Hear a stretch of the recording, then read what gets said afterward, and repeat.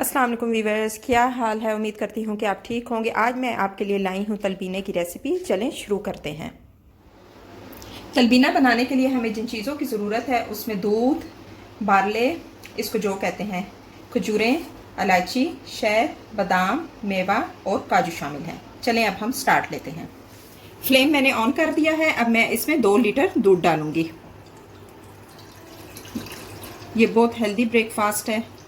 ये अगर आपका वज़न ज़्यादा है तो इसको आप वज़न कम करने के लिए भी इस्तेमाल कर सकते हैं। वो आपने इस तरह से यूज़ करना है कि सुबह नाश्ते में आपने इसका तलबीने का इस्तेमाल करना होगा और फिर दरमियान में आप फ्रूट वगैरह खा लें और फिर रात को खाना खाएं। आपको जल्दी 1 महीने के अंदर ही आपका वज़न कम हो जाएगा। इसको आप आजमा कर देखें। इसके अलावा तलबीना जो है बहुत सी बीमारियों से भी बचाता है। अगर आप में खून की कमी है तो फिर भी आप तलबीना इस्तेमाल कर सकते हैं। ये आपकी खून की कमी को दूर करता है। जब दूध में थोड़ा बॉयल आ जाएगा तो फिर मैं इसमें इलायचियाँ डालूंगी। दूध में थोड़ा बॉयल आ गया है। अब मैं इसमें इलायची डालूंगी। ये मैंने 7 से 8 ली थी और इनको मैंने ऐसे ओपन कर लिया था। ये डालकर आपने इसको चम्मच हिला लेना है। जब दूध में बॉयल फुल आ जाएगा तो फिर मैं आपको अपना नेक्स्ट स्टेप बताऊंगी। ये तलबीना जो है बहुत सी बीमारियों के लिए भी अच्छा होता है। दिल की बीमारी से भी इंसान की हिफाजत होती है अगर आप तलबीने का इस्तेमाल करेंगे।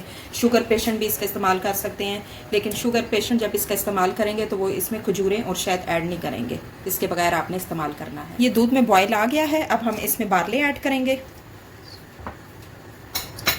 बारले मैंने 250 ग्राम लिया था। इसको मैंने रात भर भिगो कर रख दिया था अच्छी तरह धोकर, और इसमें तकरीबन मैंने ये हाफ कप पानी डाला है।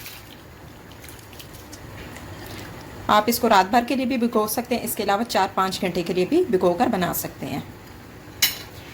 वैसे तो पीसे हुए बारले का भी तलबीना बनता है, लेकिन मुझे जो है वो साबुत जौ का पसंद है। इसका बहुत मज़े का बनता है साबुत जौ का। बारले डालने के बाद आपने इसमें चम्मच हिला लेना है और साथ साथ आपने चमचा हिलाते रहना है ताकि दूध और जो है वो नीचे ना लगे। जब दूध और जो आप इसमें मिलता है तो ये तलबीना बन जाता है। इसके अलावा अगर कोई आपके घर बीमार भी है तो उसको भी तलबीना बनाकर खिलाएं। जल्दी से पेशेंट जो है वो सेहतयाब हो जाता है। हमारे हुज़ूर सल्लल्लाहु अलैहि वसल्लम को भी तलबीना बहुत पसंद था। इसके अलावा किसी को अगर हाई ब्लड प्रेशर है, कोलेस्ट्रोल है, वो भी इसका इस्तेमाल करें।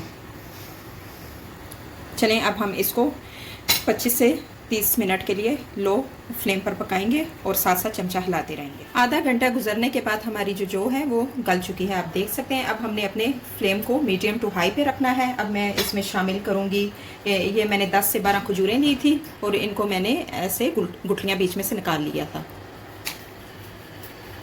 ये आपने डालकर चम्मच हिला लेना है। अब मैं इसमें बादाम डालूंगी। ये भी मैंने 10 से 12 लिए थे और इनको भी मैंने ऐसे छोटा छोटा काट लिया था। आपने बहुत बारीक नहीं करना, इस तरह ज़रा छोटा छोटा काटना है। इसमें मैं काजू भी डालूंगी, जो कि मैंने 10 लिए थे, उनको भी ऐसे मैंने छोटा छोटा काट लिया था। ये सब कुछ डालकर मैं अच्छे से मिक्स कर लूँगी। अब हमने इसको 15 से 20 मिनट के लिए हाई टू मीडियम फ्लेम पर पकाना है। 15 मिनट गुजरने के बाद आप देख सकते हैं कि हमारा तलबीना जो है वो तकरीबन रेडी हो चुका है। आप इसकी थिकनेस देख सकते हैं, इतनी ही थिकनेस होनी चाहिए। अब मैं इसमें 20 से 25 दाने मेवों को डालूंगी। ये डालने के बाद मैं इसमें शहद डालूंगी। मैं 4 से 5 टेबलस्पून डालूंगी। आप अपने टेस्ट के मुताबिक डाल सकते हैं। मेवे और शहद डालकर आपने अच्छे से मिक्स कर लेना है और सिर्फ 30 सेकंड के लिए इसको लो फ्लेम पर पकाना है। इसके बाद थोड़ा सा ठंडा हो तो आप इसको यूज़ कर सकते हैं या गर्म भी आप यूज़ कर सकते हैं। फिर मैं आपको डिश आउट करके बताती हूँ।